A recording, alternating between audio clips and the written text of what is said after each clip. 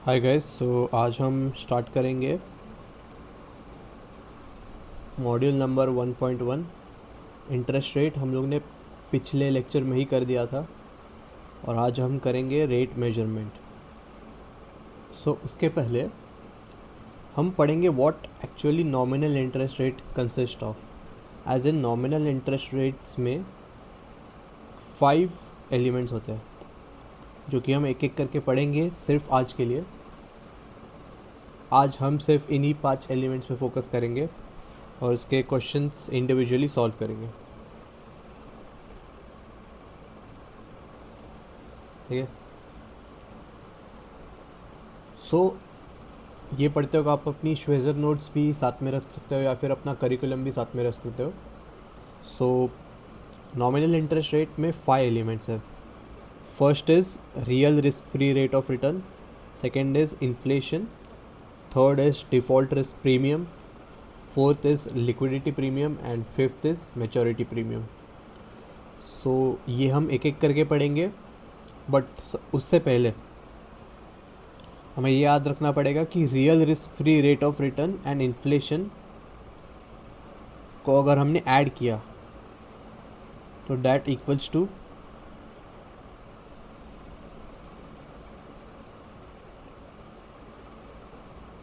Nominal risk free rate. और अगर हमने इन तीनों को ऐड किया तो मिलेगा हमें premium, total of premium. Although ये इम्पॉर्टेंट नहीं है, but nominal risk free rate बहुत ज़्यादा क्वेश्चंस में टेस्ट होगा, ये याद रखना पड़ेगा हमें।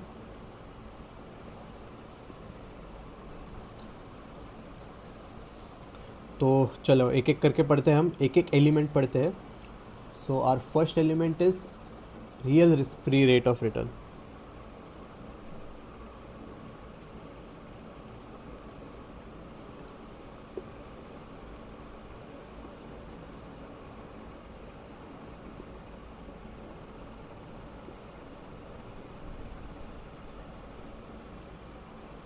ठीक है। Real risk free rate of return अगर हम प्योरली एक टेक्स्ट बुक के भाषा में देखें तो मैं यहाँ पे लिख देता हूँ ऑब्जेक्टिव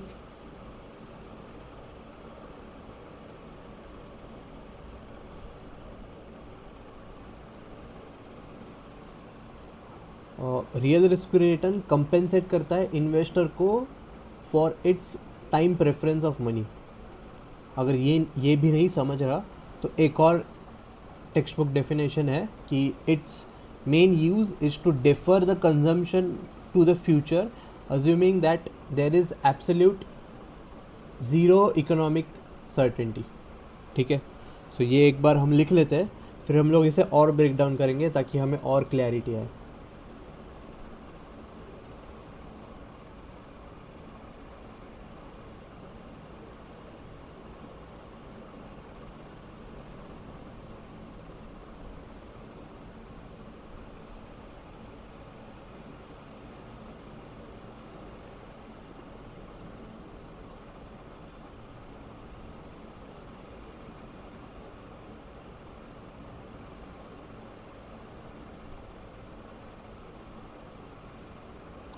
फॉर प्योर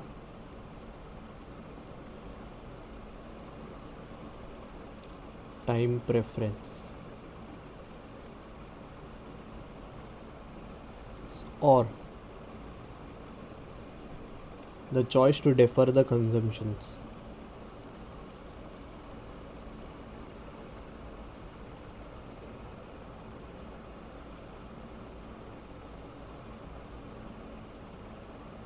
अब इसका मतलब देखते हैं हम कि what actually means by the choice to defer the consumption. ठीक है। अगर मैं आपके पास आऊँ कि मुझे 10,000 रुपीज़ चाहिए फॉर अ ईयर, एक ईयर बाद मैं आपको रीपे कर दूँगा। ठीक है। ये $10,000 आपको मैं एक ईयर बाद रीपे कर दूँगा। आप मेरे बहुत अच्छे दोस्त हो तो आप इन्फ्लेशन को इग्नोर करोगे, बाकी सारे फैक्टर्स को इग्नोर करोगे, सिर्फ आप अपने 10,000 के कंजम्पशन को डिले करने के लिए, एज इन अगर आप ये 10,000 अगर बैंक में रखोगे तो आपको 3 या 4% रिटर्न तो आएगा ही मिनिमम। स्टॉक मार्केट में इन्वेस्ट करना भूल जाओ, या फिर डेट रेट या फिर लोन रेट भी भूल जाओ, इन्फ्लेशन भी भूल जाओ। सो यहाँ पे आप अपना 3 to 4% रिटर्न गंवा रहे हो प्योरली बिकॉज आपको बैंक में उतना मिलता। तो आप मुझे बोलते हो कि भाई तू मुझे इन्फ्लेशन का पैसा भी मत दे, मेरे रिस्क का पैसा भी मत दे, बस मुझे रियल रिस्क फ्री रिटर्न दे। एज इन अगर मैं ये पैसा यूज़ करूँ 1 साल बाद तो मुझे 3 to 4% का कंपनसेशन मिलना ही चाहिए। सो ये एक बेसिक मिनिमम रेट है, ठीक है। ये एक ट्रिगर नहीं है कभी भी एग्ज़ाम में, बस ये अंडरस्टैंडिंग के लिए मैं बता रहा हूँ कि एक मिनिमम रेट है कि अगर मैं अपने कंजम्पशन को डिफ़र कर रहा हूँ तभी real risk free rate of return आएगा, ठीक है। सो ये एक हमारा ऑब्जेक्टिव था कि real risk free rate of return is the choice to defer the consumption, ठीक है। एक टाइप का वो कंपनसेशन हो गया।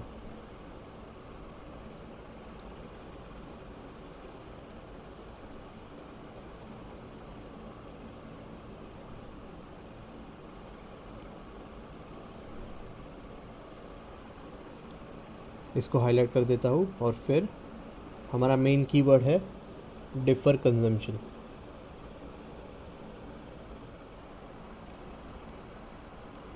और एग्ज़ाम में फिर क्वेश्चंस में बहुत जगह पूछा जाएगा कि does real risk free rate of return ignore inflation, तो उसका आंसर हमेशा येस रहेगा, क्योंकि एक्चुअल में real risk free rate of return सिर्फ हमारे कंजम्पशन को डेफर करने का एक कंपेंसेशन है, रादर दैन कि मैं एक पूरा रिस्क ले रहा हूँ।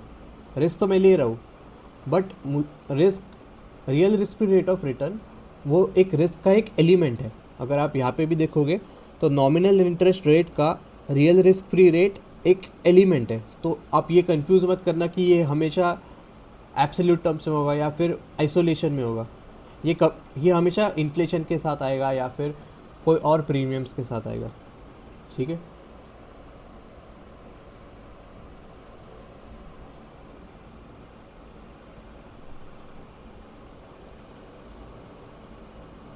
हम यहाँ पे पढ़ेंगे कॉमन पिटफॉल्स, अगर एग्ज़ाम में हम क्या क्या गलती कर सकते हैं। फर्स्ट इज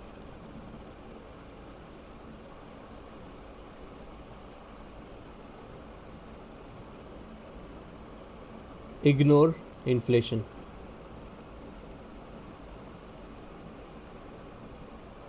ठीक है।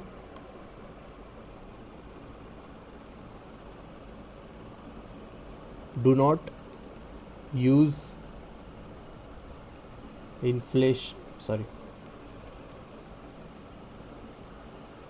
real risk free rate as discounting rate. जैसे हमने पढ़ाई है लास्ट लेक्चर में या फिर लास्ट मॉड्यूल में कि डिस्काउंटिंग रेट हमें फ्यूचर वैल्यू को प्रेजेंट वैल्यू में लेके आने के लिए एक रेट होता है। तो उस रेट में हर प्रकार के रिस्क फैक्टर्स इन्वॉल्व होते हैं, but real risk free rate में रिस्क फैक्टर्स इन्वॉल्व नहीं होते। तो मैं एक और पॉइंट भी लिख देता हूँ ताकि हम कनेक्ट कर पाए आगे। डज नॉट कंसिडर रिस्क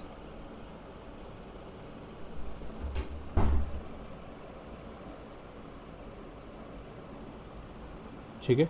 तो ये हमारा रहा real risk free rate of return. अब हम पढ़ेंगे इन्फ्लेशन। और इन्फ्लेशन पढ़ने के बाद हमें पता चलेगा कि real risk free rate of return और इन्फ्लेशन में क्या रिलेशनशिप है. ठीक है. So going on to the next point which is inflation.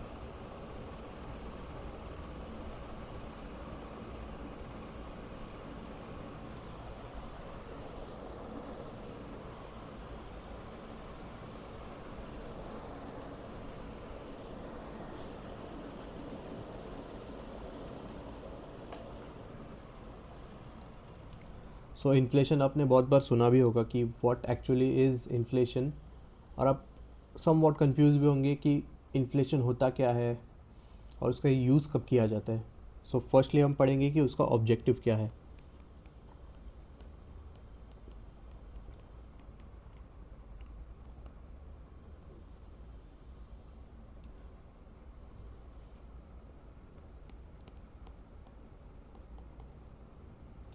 So inflation,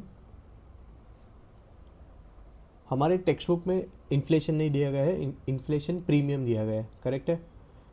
inflation is nothing but rise of general prices over the period of time.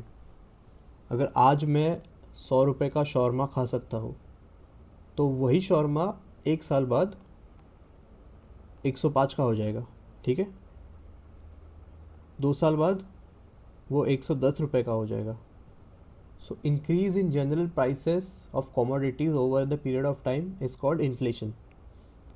ठीक है. But हमारा main topic inflation नहीं है, हमारा मेन टॉपिक है inflation premium.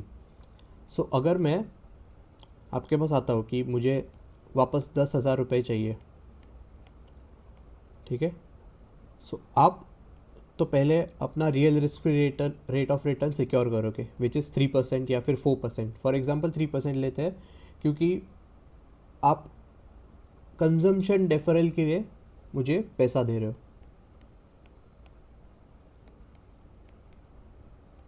Deferral के लिए पैसा दे रहे हो तो ये real risk free rate of return हो गया. अब आप मुझे बोलोगे कि भाई देख, मैंने तुझे last time real risk free rate of return पे दिया था पैसा, बट ये टाइम मुझे इन्फ्लेशन भी चाहिए क्योंकि ओवरऑल कंट्रीज़ में, ओवरऑल इकोनॉमी में इन्फ्लेशन बढ़ते जा रहा है, तो मुझे ये रिस्क भी कवर करना है मेरे लेंडिंग से. सो मैं बोलता हूँ ठीक है भाई, तू मुझे real risk free rate of return के साथ इन्फ्लेशन भी दे दे. तो वो बोलता है कि इन्फ्लेशन होगा 3%. सो मैं बोलता हूँ ठीक है, तू मुझे इन्फ्लेशन भी दे दे, इन्फ्लेशन का प्रीमियम भी चार्ज कर ले विच इज़ 3%. सो मेरा रिटर्न बन गया 6% अभी के लिए. ठीक है. So objective of inflation premium is to shield investor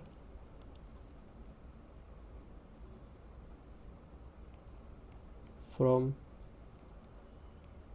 the loss of purchasing power.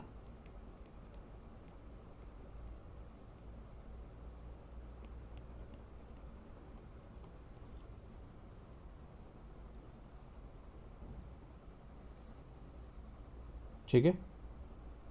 So inflation premium हमारे परचेजिंग पावर के लॉस को कंपनसेट करेगा.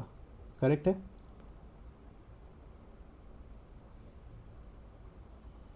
सो ये बेसिकली हमारा रहा इन्फ्लेशन प्रीमियम. मैं इसको हाईलाइट कर देता हूँ सो आपको इम्पोर्टेंट पॉइंट्स भी दिख जाए.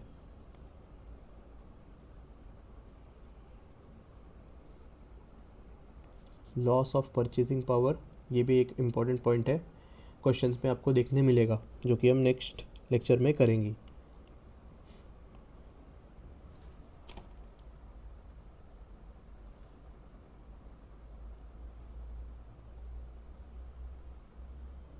ठीक है.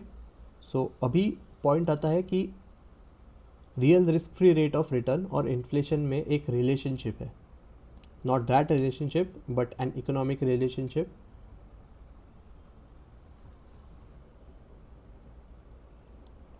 लेट अस से, मैं एक एग्जांपल देता हूँ, हमारे बुक्स में भी दिया है विच इज़ टी बिल. ठीक है.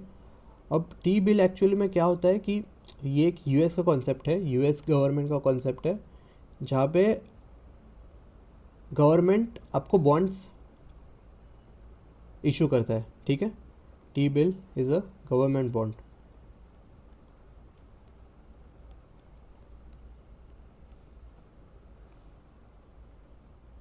ठीक है, so it only consist of real risk free rate of return and inflation. ठीक है, क्योंकि यहाँ पे रिस्क एज सच कोई नहीं होता कि गवर्नमेंट मेरा पैसा तो कभी डुबा नहीं सकती। सो एक पॉइंट है कि there is no risk other than inflation, और can I say there is a lesser risk. ठीक है, अगर आप स्टॉक मार्केट में पैसा डालोगे तो आपका रिस्क ज़्यादा रहेगा क्योंकि उसमें रिस्क फैक्टर्स बहुत रहेंगे, लेकिन आप एक गवर्नमेंट बॉन्ड में डालोगे तो वहाँ पे रिस्क के प्रोबेबिलिटी बहुत कम हो जाएंगे, लॉसेस के प्रोबेबिलिटी बहुत कम हो जाएंगे। सो यहाँ पे लोअर रिस्क रहता है। ठीक है, सो जब भी हम रियल रिस्क फ्री रेट और इन्फ्लेशन को ऐड करेंगे तभी हम एक टर्म लिखेंगे जो कि है nominal risk free rate of return.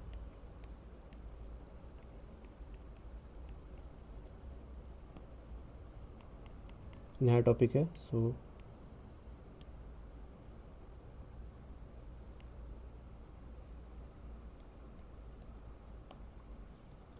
nominal risk free rate of return is nothing but the sum of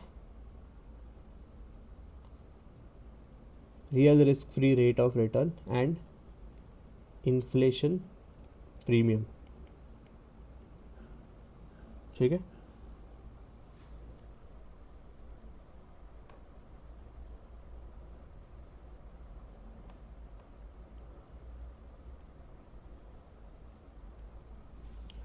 सो हमारे करिकुलम में दिया है कि जब भी क्वेश्चन आएगा हमारे लिए, यानी कि एग्जामिनर हमें एक कॉमन पिटफॉल देगा। ठीक है, और इसका फॉर्मूला होगा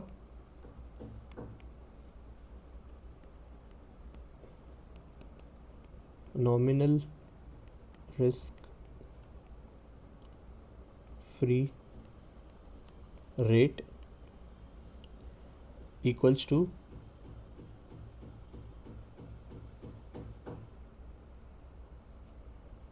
सॉरी माय बैड, मैं एक बार वापस लिखता हूँ। 1 plus nominal risk free rate equals to 1 plus real risk free rate into 1 plus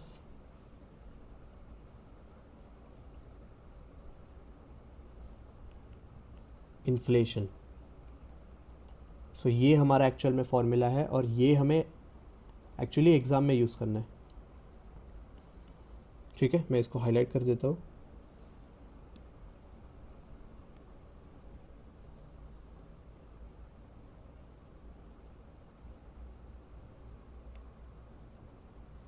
ये फॉर्मूला हमें एग्ज़ाम में यूज़ करना है, बट एक कॉमन पिटफॉल है। ठीक है, यहाँ पे भी एक कॉमन पिटफॉल आएगा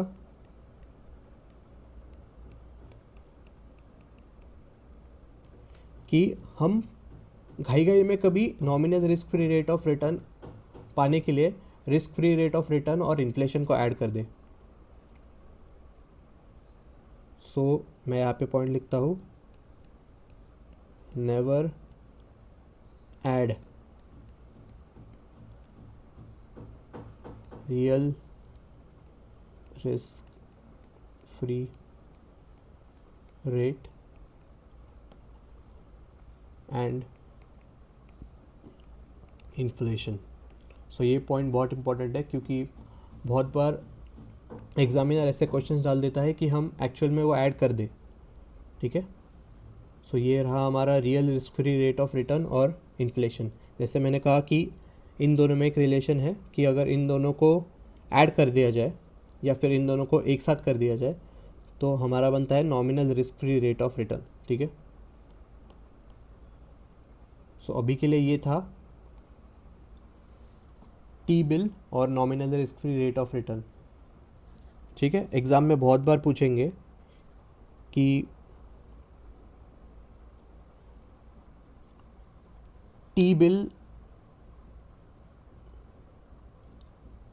इन्फ्लेशन को ऐड करता है कि नहीं। सो हमारा आंसर होना चाहिए T bill always adds inflation, ठीक है।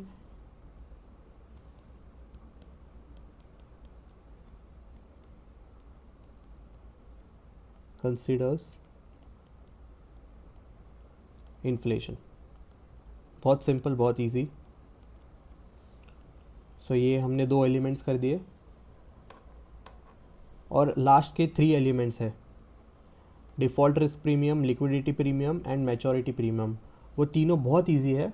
मेन हमारा प्रॉब्लम और मेन हमारा चैलेंज था real risk free rate of return plus inflation which is nominal risk free rate of return, जो कि आपको समझ ही गया होगा। बट फिर भी आपको एक लर्निंग गैप आया होगा या फिर आपने कुछ पॉइंट्स मिस कर दिए होंगे, तो मैं रिकमेंड करूँगा कि ये वीडियो एक और बार देखो या फिर मेरे नोट्स एक और बार पढ़ लो, तो आपको एक रिटेंशन मेमोरी आपका बेटर हो जाए। सो लास्ट में हम default risk premium, liquidity premium और मैच्योरिटी प्रीमियम के नोट्स बनाएंगे और साथ में पढ़ेंगे भी, ठीक है।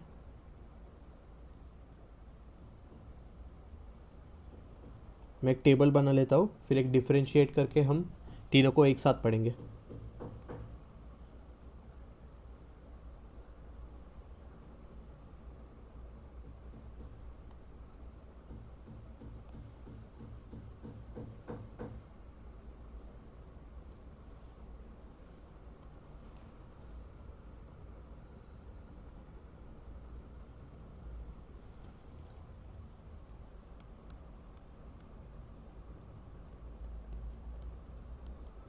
Default risk,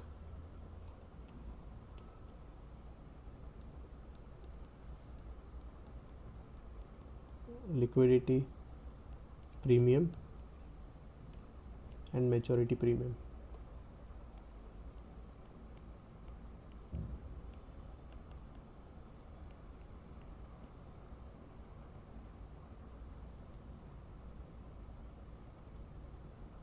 So what default risk premium does is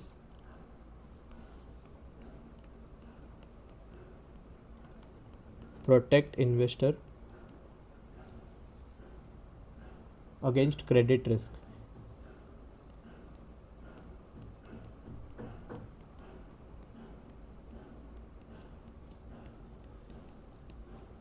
ठीक है। अगर अगर सामने वाला या फिर अगर मैं लेंडर हूँ और सामने वाला मेरा मेरा बोरोवर है, तो कितना रिस्क है कि वो बोरोवर मेरे पैसे एक्चुअल में ना दे के डिफ़ॉल्ट कर जाए, तो उसका भी रिस्क मुझे कंसिडर करना पड़ेगा मेरा इंटरेस्ट रेट सेट करते हुए। Liquidity premium again to compensate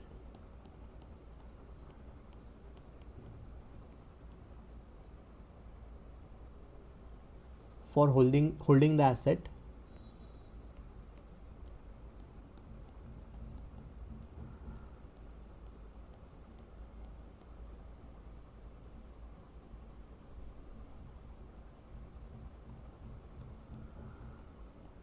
that cannot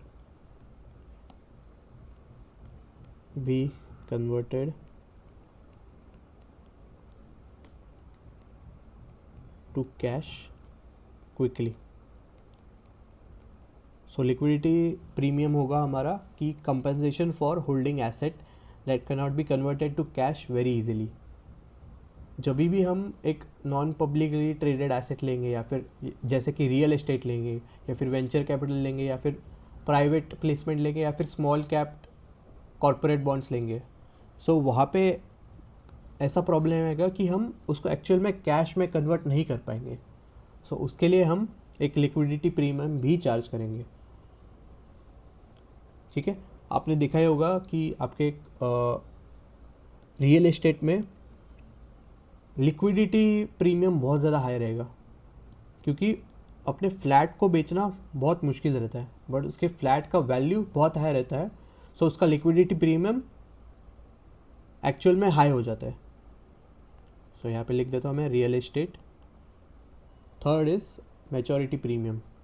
अब मैच्योरिटी प्रीमियम क्या करता है, हमें कंपनसेशन देता है against long term investors for taking on the interest rate risk. ठीक है, इन रियलिटी जब भी हम लॉन्गर पीरियड बॉन्ड्स लेंगे तो हमारा रिस्क भी ज़्यादा हो जाएगा। तो यहाँ पे लिख देता हूँ कॉम्पनसेट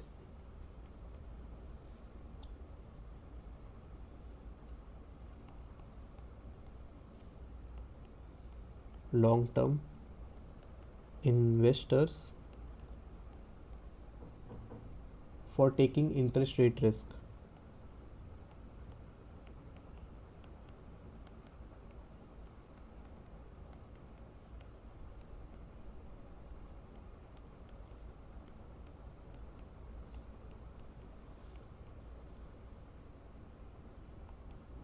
ठीक है, बिकॉज लॉन्गर पीरियड्स में वॉलेटिलिटी का प्रोबेबिलिटी ज़्यादा होता है, सो हाई वॉलेटिलिटी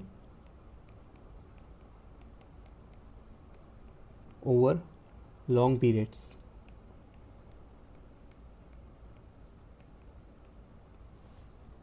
ठीक है, सो ये थे बेसिकली हमारे 3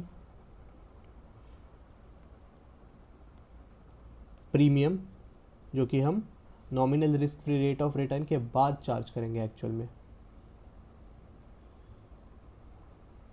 ठीक है, सो जैसे हम एग्जांपल में देख रहे थे कि मैंने आपसे 10,000 रुपये मांगे, तो आपने कहा कि ठीक है, एक मैं अपना डेफरल कंजम्पशन करने के लिए 3% चार्ज करूँगा, बट मुझे इन्फ्लेशन का भी 3% चाहिए, सो मेरा nominal risk free rate of return हो गया।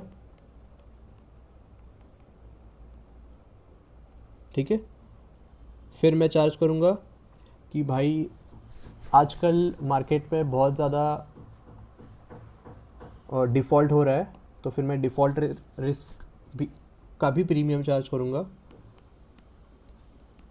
जो होगा मेरा 1%, which is very low actually. ठीक है, लिक्विडिटी का भी मैं प्रीमियम चार्ज करूँगा विच विल बी 1%, एंड एक मैच्योरिटी का भी प्रीमियम चार्ज करूँगा which will be 1%। So actual में मेरा लेंडिंग परसेंट बन गया 9%, जहाँ पे मैंने सिर्फ कंजम्पशन डिफरल का 3% किया था, बट फिर मैंने एक्चुअली रिस्क असेसमेंट किया कि एक्चुअली में मुझे रिस्क बहुत सारे होंगे, जिसके inflation, default risk, liquidity premium and maturity premium. So उन सबको मिला के 9% एक्चुअल में रिस्क होगा for my compensation to give you 10,000 rupees. ठीक है,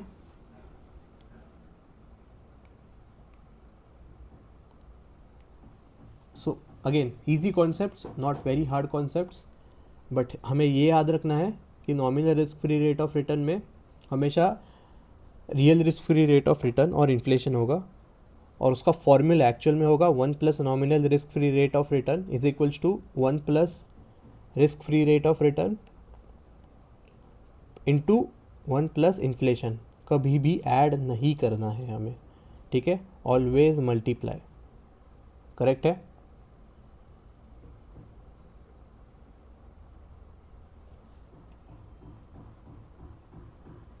ठीक है, सो आई थिंक मैंने श्वेजर का पूरा पोर्शन ख़त्म कर दिया है फॉर 1.1 मॉड्यूल। इनफैक्ट मैंने एक्चुअली एक्स्ट्रा भी पढ़ा है आपको कि कॉमन पिटफॉल्स क्या हो सकते हैं, और मैंने एक्चुअली एक्स्ट्रा भी लिखा है आपको नोट्स के थ्रू। सो जब भी हमें एक्यूरेसी चाहिए होगा हम इसको मल्टीप्लाई ही करेंगे। ठीक है, हमेशा याद रखना कि टी बिल सिर्फ nominal risk free rate of return पे ही चलता है। ठीक है, जैसे कि मैंने कहा कि गवर्नमेंट डिफ़ॉल्ट तो नहीं करेगा कभी भी, और रैदर लो चांसेस है, लिक्विडिटी प्रीमियम भी लो रहेगा और मैच्योरिटी प्रीमियम भी ऑफ कोर्स लो रहेगा. सो हम इन रिस्क को इग्नोर करते हैं. ठीक है, यहाँ पे मैं एक बार लिख भी देता हूँ कि T bills ignore all risk premium except of course inflation, जो कि हमने पढ़ाई है. So that is it for this video.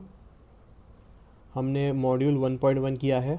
Next class में हम इसके क्वेश्चंस भी करेंगे और फिर हम और आगे बढ़ते जाएंगे और फाइनली रेट्स एंड रिटर्न्स ख़त्म कर देंगे. ये रेट्स एंड रिटर्न्स का एक्चुअल में 10% टॉपिक भी हमने कवर नहीं किया है, बट हम करेंगे इवेंचुअली. So thank you.